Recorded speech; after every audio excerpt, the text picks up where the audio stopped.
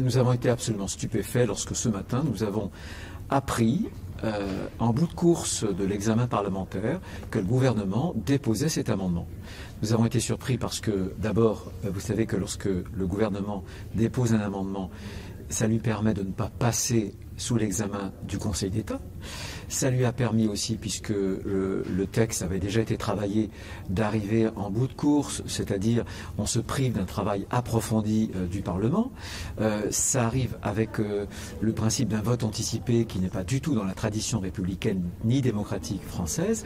Ça arrive aussi, et ça crée bien entendu une sorte de rupture d'égalité, puisque les gens qui habitent dans les villes pourraient avoir l'occasion de voter un mercredi, puis aussi un dimanche. Ça fait beaucoup.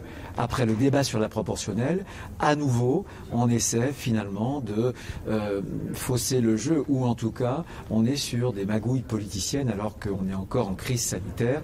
Et je pense que ça dénote un mépris profond, en tout cas une légèreté insoutenable vis-à-vis de la chose démocratique. J'imagine aussi qu'il s'agit de privilégier l'électorat de M. Macron, qui pourrait aller en week-end, en villégiature, et dont il faudrait obtenir les suffrages anticipés, par exemple le mercredi. Non, c'est très franchement extrêmement surprenant. On ne peut pas faire pour l'élection présidentielle, qui est la clé de voûte de nos institutions, on ne peut pas, avec un amendement qui tombe du ciel, ou plutôt de l'Élysée, brutalement, sans qu'on sache si ces machines-là fonctionneraient bien, on ne peut pas, encore une fois, travailler de cette façon-là. Je pense que l'élection présidentielle, c'est franchement la clé de voûte de la démocratie française. Bon.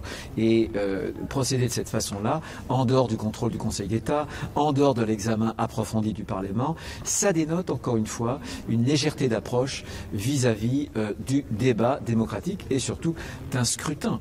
Encore une fois, ça créerait aussi une rupture d'égalité entre, par exemple, des ruraux qui sont à 70 ou à 1 heure de voyage de la ville, qui ne pourraient pas venir voter, par exemple, en milieu de semaine à mercredi, et puis ceux qui sont tout près du bureau de vote, qui pourraient, eux, voter. Je me demande même si c'est bien constitutionnel. Donc, toutes ces questions d'ordre technique, d'ordre démocratique, d'ordre juridique, d'ordre politique, méritent un examen, et ça ne peut pas se faire à la va-vite, comme ça, avec un amendement qui vient brutalement à la fin du parcours et de l'examen parlementaire. Nous en avons parlé en groupe ce matin, et je peux vous dire qu'unanimement, les sénateurs LR de mon groupe sont très opposés, aussi bien à la forme qu'au fond. On pourrait discuter, mais on ne peut pas travailler de cette façon-là. Il y a quelque chose de suspect. Une fois de plus, ça vient alors qu'on vient de mettre sur la table la question de la proportionnelle.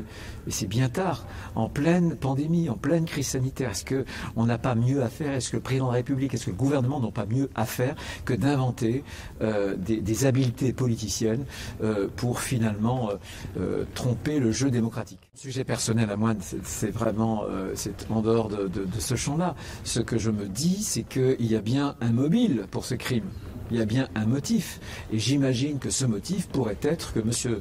Macron recherche un électorat plutôt urbain, qui pourrait partir en villégiature le dimanche et dont on aimerait qu'il vote finalement le mercredi pour le laisser libre finalement de ses choix le dimanche.